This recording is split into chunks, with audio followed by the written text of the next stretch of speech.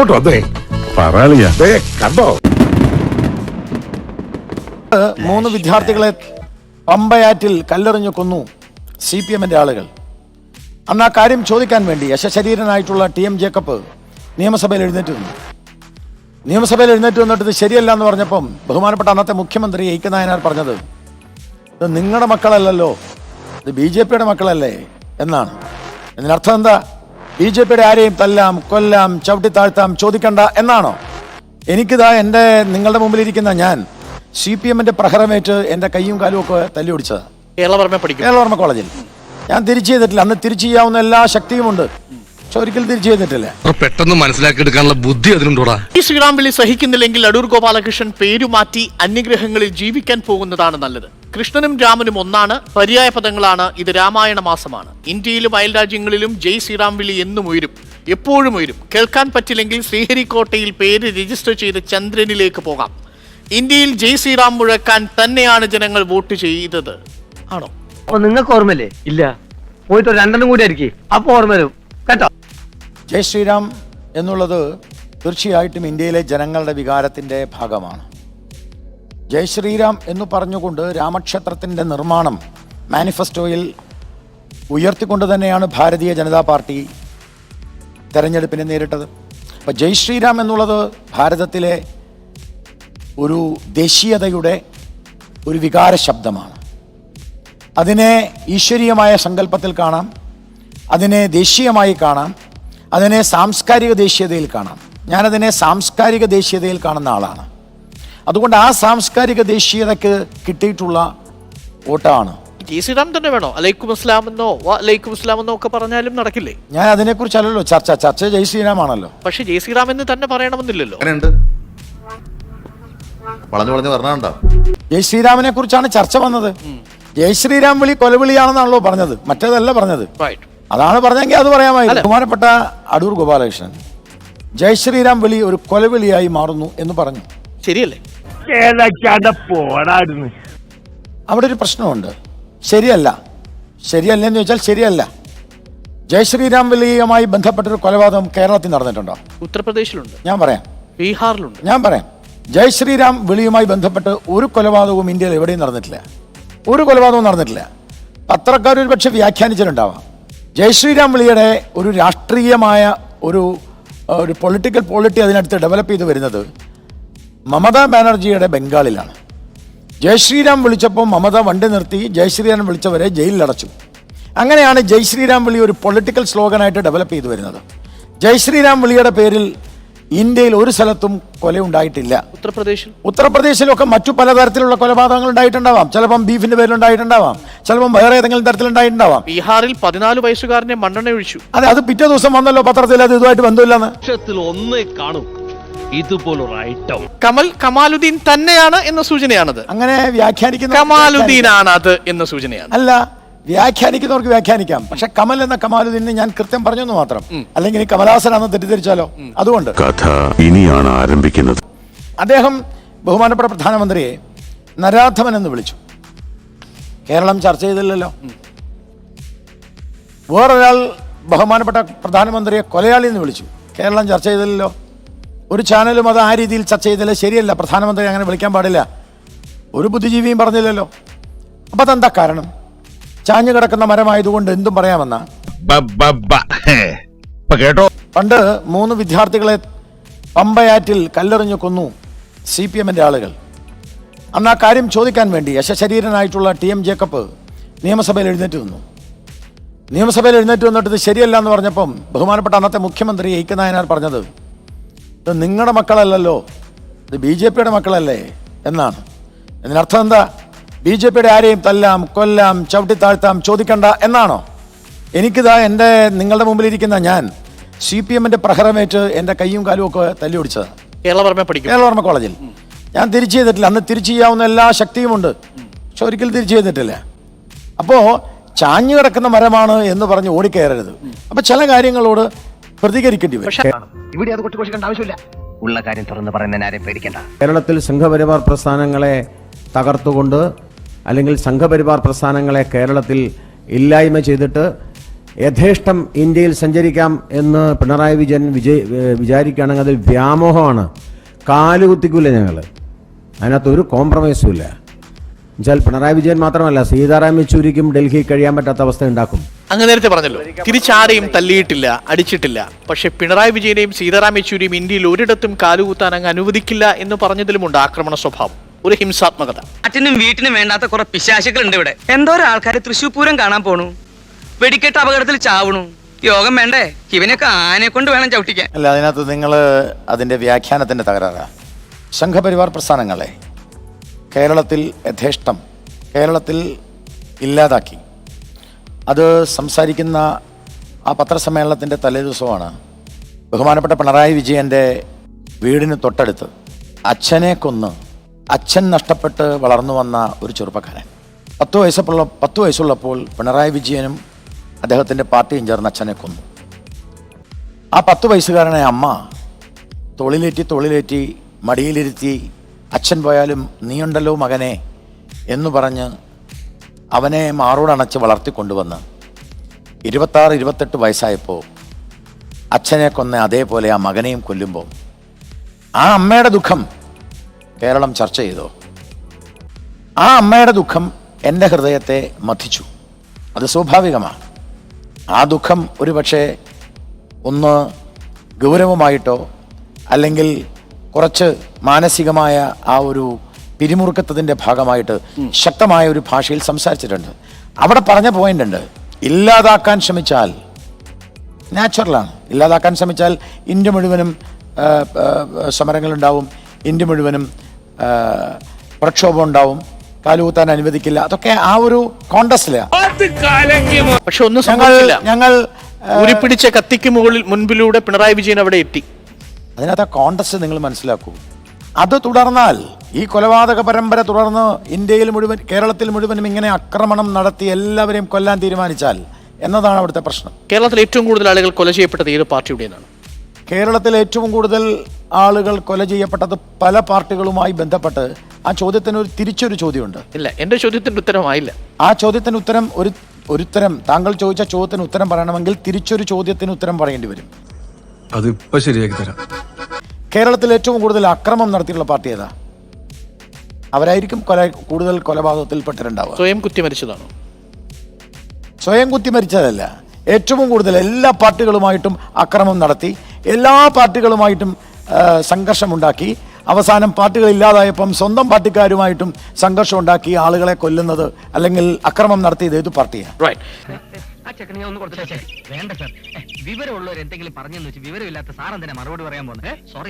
Shri advocate B Gopalakrishnan 2014 October മാസം 17-ാം തീയതി കേസരിയിൽ എഴുതിയ ലേഖനമാണ് ഗാന്ധിജിയെ പിന്നിൽ നിന്ന് കുത്തിയവർ. അഡ്വക്കേറ്റ് ബി ഗോപാലകൃഷ്ണൻ ഇതിൽ പറയാൻ ശ്രമിക്കുന്ന ഒരു കൃത്യമായ വാചകം ഇതാണ്: നാഥുറാം വിനായക് ഗോഡ്സെക്ക് ഉന്നം തെറ്റിപ്പോയോ എന്ന് ചരിത്ര വിദ്യാർത്ഥികൾ വിലയിരുത്തിയാൽ അത് ശരിയാവില്ല. ഉന്നം വെക്കേണ്ടിയിരുന്നത് നെഹ്റുവിനെയായിരുന്നു. ഇപ്പോൾ ഉന്നം വെച്ചുകൊണ്ടിരിക്കുന്നതിനെയും നെഹ്റുവിനെയാണ്. ഒരു ചരിത്ര വിദ്യാർത്ഥി എന്ന നിലയിലാണ് ഞാൻ ആ ലേഖനം എഴുതിയത്. ഇത് എൻ്റെ ചരിത്ര പഠനം ഇന്ത്യയിലെ രാഷ്ട്രീയ, പ്രത്യേകിച്ച് സ്വാതന്ത്ര്യ സമരത്തെയും ജവഹർലാൽ നെഹ്റുവിനെയും എല്ലാം വളരെ കൂടുതൽ പഠിച്ച ഇന്ത്യയിലെ ഒരു നെഹ്റു ക്രിട്ടിക്കായിട്ടുള്ള ഒരു ചിന്തകനുണ്ട്. അദ്ദേഹത്തിൻ്റെ പേരാണ് രാം മനോഹർ ലോഹ്യ. ഞാൻ രാം മനോഹർ ലോഹ്യയുടെ ഒരു ആരാധകനാണ്. വാസ്തവത്തിൽ ജവഹർലാൽ നെഹ്റുവാണ് ഇന്ത്യയുടെ വിഭജനത്തിന് കാരണം.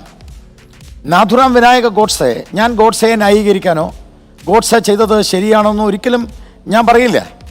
ഞാൻ പറഞ്ഞു വന്നത് ഒരു ചരിത്ര വിദ്യാർത്ഥിയുടെ വീക്ഷണത്തിലാണ്. നാഥുറാം വിനായക് ഗോഡ്സെ എന്തുകൊണ്ട് ഗാന്ധിജിയെ കൊന്നു? നാഥുറാം വിനായക ഗോഡ്സെ കൊല്ലാൻ കാരണം ഇന്ത്യയുടെ പാർട്ടീഷൻ, ഇന്ത്യ വിഭജിക്കപ്പെട്ടത്. ഞാൻ മനസ്സിലാക്കിയത് ഇന്ത്യ വിഭജിക്കപ്പെടാൻ കാരണം ഗാന്ധിജിയാണ് എന്നുള്ള പ്രധാനപ്പെട്ട ഒരു കാരണം മുന്നിൽ വെച്ചുകൊണ്ടാണ് അദ്ദേഹം കൊല്ലുന്നത്. പക്ഷേ ഇന്ത്യ വിഭജിക്കപ്പെടാനുള്ള കാരണം എത്ര ജിന്ന കാരണക്കാരനാണോ അത്രയും കാരണക്കാരനാണ് ജവഹർലാൽ നെഹ്റു. 186 നാട്ടുരാജ്യങ്ങളിൽ നിന്ന് ഇന്ത്യ എന്ന യൂണിയനെ ഒരുമിച്ചെടുക്കാൻ ഗാന്ധിജിയുടെ ഐഡിയലിസ്റ്റായ ആശയപരമായ ആദർശങ്ങൾക്ക് കഴിയുമെന്ന് അങ്ങ് കരുതുന്നുണ്ടോ? സർദാർ പട്ടേലിന് കഴിയുമായിരുന്നത് ഗാന്ധിജിക്ക് കഴിയുമായിരുന്നു. ഗാന്ധിജി അല്ല ഒന്നും ചെയ്യുന്നത്, ഗാന്ധിജിയുടെ ആദർശമാണ് ചെയ്യുന്നത്. ഗാന്ധിജിയുടെ ആദർശമാണ് പട്ടേൽ ചെയ്തത്. ഗോഡ്സെ കൊന്നതും അതേ ആശയത്തെയും ആദർശത്തെയുമാണ്. ഗോഡ്സെയെ കൊന്നത് അതേ ആദർശമല്ലല്ലോ.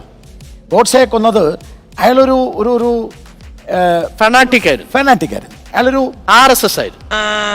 നിക്ക് ഏത് റൂട്ടിലേക്കാ വണ്ടി തിരിക്കണേന്ന് എനിക്കിപ്പോ മനസ്സിലായി. അല്ല, ഒരിക്കലും അല്ല. RSS അംഗമായിരുന്നു. അല്ല, പുറത്താക്കി പിന്നെ. അല്ല. അതായത് ഈ CPM-ന്റെ ഇപ്പോഴത്തെ പോളിറ്റ് ബ്യൂറോ അംഗം സഖാവ് രാമചന്ദ്രൻ, അദ്ദേഹം RSS ആയിരുന്നു. ഇപ്പം അദ്ദേഹത്തെ RSS എന്ന് പറയാൻ പറ്റുമോ? അദ്ദേഹം കുട്ടിക്കാലത്ത് RSS-ന്റെ ശാഖയിൽ വന്നുള്ള അദ്ദേഹം സംഭവിച്ചിട്ടുണ്ട്. നാട്ടിലെ അദ്ദേഹവുമായി ബന്ധപ്പെട്ട പലരും സംഭവിച്ചിട്ടുണ്ട്. പക്ഷെ ഇപ്പം നമുക്ക് അദ്ദേഹം RSS എന്ന് പറയാൻ പറ്റുമോ?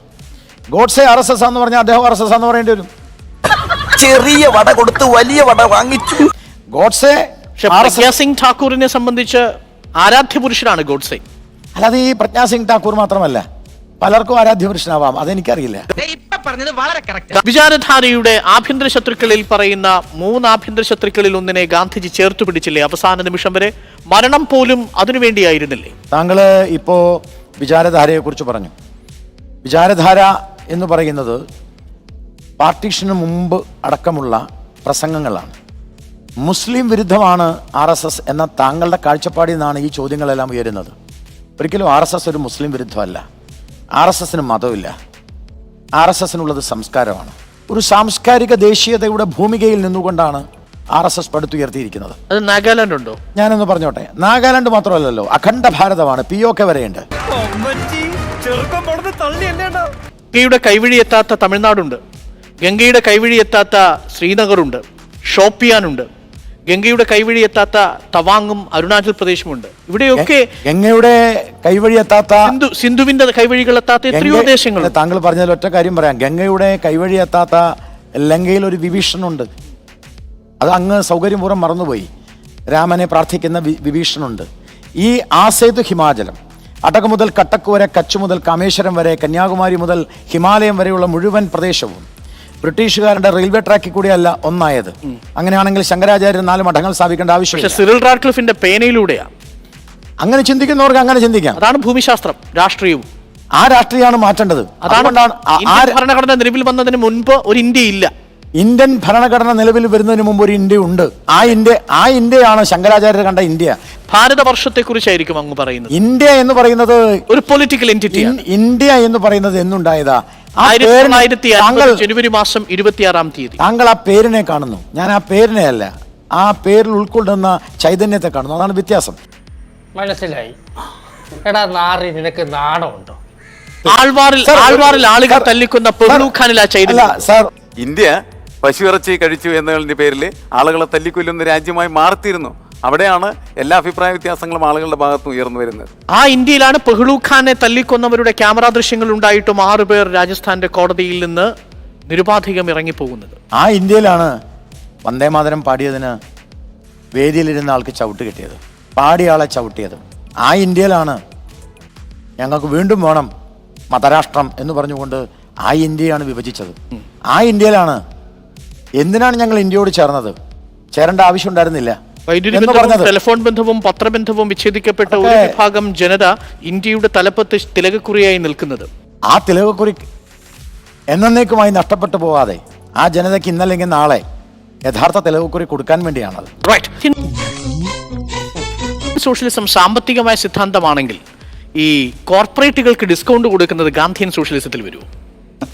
കമ്മ്യൂണിസ്റ്റ് പാർട്ടി, മാർക്സിസ്റ്റ് പാർട്ടി തൊഴിലാളി വർഗ പാർട്ടിയാണെങ്കിൽ മാർക്സിസ്റ്റ് പാർട്ടിക്ക് ടാറ്റയും ബിർളയും കൊണ്ടുവന്ന് സിംഗൂരിലും അതുപോലെ നന്ദിഗ്രാമിലുമെല്ലാം ഫാക്ടറികൾ തുടങ്ങാൻ പറ്റുമോ? അത് PB-യോട് ചോദിക്കേണ്ട ചോദ്യം. ഞാൻ PB മെമ്പർ അല്ല.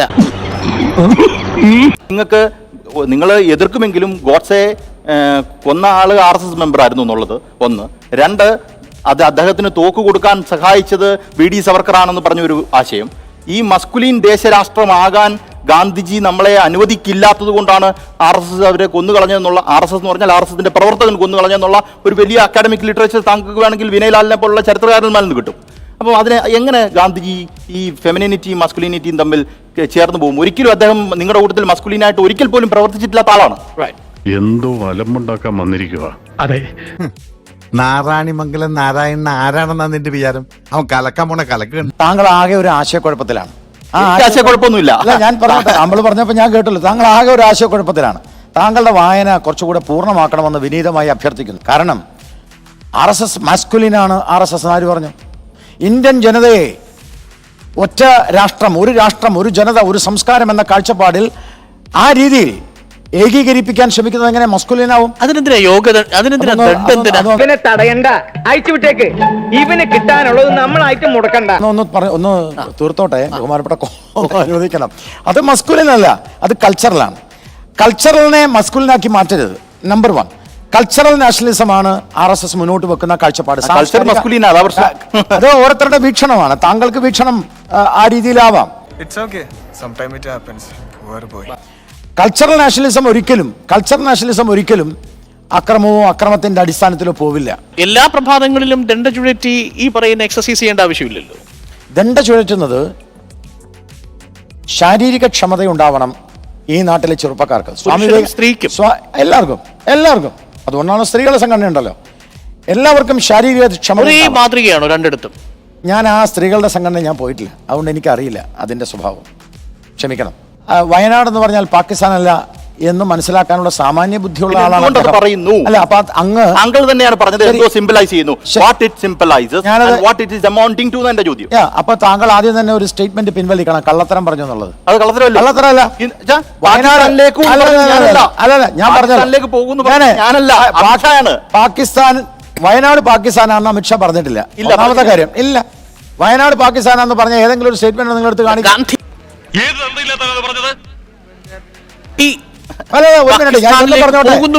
ഒരു മിനിറ്റ്. അല്ല, വയനാട് പാകിസ്ഥാനാന്ന് പറഞ്ഞിട്ടില്ല. രാഹുൽ ഗാന്ധി പാകിസ്ഥാനിൽ പോയിട്ടുണ്ടാവും. പാകിസ്ഥാനുമായിട്ട് രാഹുൽ ഗാന്ധി മാത്രമല്ല, കേരളത്തിൽ വരുന്ന സമയത്ത് മുസ്ലിം ലീഗിന്റെ ഫ്ലാഗ് ഉയർത്തി പച്ച പതാകയെ കുറിച്ചാണ് പറഞ്ഞത്. പാകിസ്ഥാന്റെ വിഷയമല്ല പറഞ്ഞത്. പാകിസ്ഥാനാണ്. സാർ, താങ്കൾ പറഞ്ഞത് പിൻവലിക്കൂ ആദ്യം. വയനാട് പാകിസ്ഥാനാന്ന് പറഞ്ഞിട്ടില്ല. അതുകൊണ്ട് താങ്കൾ പറഞ്ഞതാണ് കള്ളത്തരം. ചോദിക്കുമ്പോൾ അതിന് ക്ലാരിറ്റി ഉണ്ടാവും. കൾച്ചറൽ എമിനൻസ് ഉള്ള അടൂരിനെ പോലൊരു മനുഷ്യൻ, ആ മനുഷ്യന്റെ ഇന്ത്യൻ സിനിമയ്ക്കുള്ള കോൺട്രിബ്യൂഷൻ താങ്കൾ പറഞ്ഞത് താങ്കളുടെ ഒരു പർട്ടിക്കുലറിസ്റ്റിക് ഇൻട്രസ്റ്റോ താങ്കൾക്ക് കിട്ടുന്ന എയർ സ്പേസിനോ വേണ്ടിയുള്ള ചെറിയ ഒരു മീനിയൽ മൂവ് ആയിരുന്നത്. അത് താങ്കൾക്ക് ഒരുപാട് സ്പേസ് ഉണ്ടാക്കി തന്നിട്ടുണ്ടാവും. പക്ഷേ അങ്ങനെ അറ്റാക്ക് ചെയ്യുമ്പം ഈ നാടിന്റെ കൾച്ചറൽ ഹെറിറ്റേജിനെയാണ് അത് അഫക്ട് ചെയ്യുന്നുള്ള കാര്യം മറന്നുപോകി. ആ കൾച്ചർ, നിങ്ങൾ പറഞ്ഞ കൾച്ചറൽ നാഷണലിസം ആണ് പറഞ്ഞത്, ഈ കൾച്ചറിനെ അഫക്ട് ചെയ്യുമ്പോൾ ഈ നാടിന്റെ മൊത്തത്തിലുള്ള കോൺഷ്യസ്നെസ്സിനെ അത് ഹേർട്ട് ചെയ്തിട്ടുണ്ടെങ്കിൽ ആ കോൺഷ്യസ്നെസ്സിന്, ആ സൊസൈറ്റിയുടെ കോൺഷ്യസ്നെസ്സിനെതിരെ പ്രവർത്തിച്ച ആളെ സാമൂഹ്യ വിരുദ്ധൻ എന്ന് മാത്രമേ എനിക്ക് വിളിക്കാൻ പറ്റൂ. അതിന് ഞാൻ മാറ്റി പറയാൻ ഉദ്ദേശിക്കുന്നില്ല. ഞങ്ങളെ കൊണ്ട് അത് പറയിപ്പിക്കാൻ വേണ്ടിയായിരുന്നു ഞാൻ ഇത്ര ഒരു ശ്രമം ചെയ്തത്. അങ്ങനെയാണെങ്കിൽ ഇതേ അടൂരിനെ CIA ചാരനാണ്, അമേരിക്കൻ ചാരനാണ് എന്ന് പറഞ്ഞ് അദ്ദേഹത്തെ വല്ലാതെ വിമർശിച്ചത് കമ്മ്യൂണിസ്റ്റ് മാർക്സിസ്റ്റ് പാർട്ടിയുടെ, ഞാൻ അനുകൂലിച്ചില്ലല്ലോ അതിന്. ഒരു മിനിറ്റ് സാർ, തീർത്തോട്ടെ. കമ്മ്യൂണിസ്റ്റ് മാർക്സിസ്റ്റ് പാർട്ടിയുടെ തത്വചിന്തകനടക്കമുള്ള പ്രാമാണികരായിട്ടുള്ള ആളുകളാണ് അവരെല്ലാം, ഇൻക്ലൂഡിംഗ് പിണറായി വിജയൻ. സാമൂഹ്യ വിരുദ്ധൻ ഇവിടെ വെച്ച് പറയാൻ പറ്റുമോ? ഞാൻ ചോദിക്കാം, സാമൂഹ്യ വിരുദ്ധൻ താങ്കൾ വിളിക്കുകയല്ലോ, അത് പറയൂ. ഞാൻ ചോദിച്ചതിന് ഒറ്റ ഉത്തരവേ ഉള്ളൂ സാർ. ഞാൻ പറഞ്ഞ കേൾക്കൂ. അദ്ദേഹത്തെ അമേരിക്കൻ ചാരൻ എന്ന് പറഞ്ഞ് അദ്ദേഹത്തിന്റെ മുഖാമുഖം സിനിമയെയും വിധേയൻ സിനിമയെയും അദ്ദേഹത്തിന്റെ എലിപ്പത്തായത്തെയും ആക്രമിച്ചുകൊണ്ട് ആ സിനിമ കളിപ്പിക്കാതിരിക്കാൻ ശ്രമിച്ച് അദ്ദേഹം അമേരിക്കൻ ചാര സംഘടനയുടെ പണം മേടിച്ച അമേരിക്കയുടെ ചാരനാണെന്ന് പ്രഖ്യാപിച്ച പിണറായി വിജയനെയും കോടിയേരി ബാലകൃഷ്ണനെയും സാമൂഹ്യ വിരുദ്ധൻ എന്ന് പറയാൻ നിങ്ങൾക്ക് പറ്റുമോ? ആ പർട്ടിക്കുലർ പോയിന്റിൽ അതാണ് അവർ, എനിക്കറിയില്ല അവർ പറഞ്ഞിട്ടുണ്ടോ.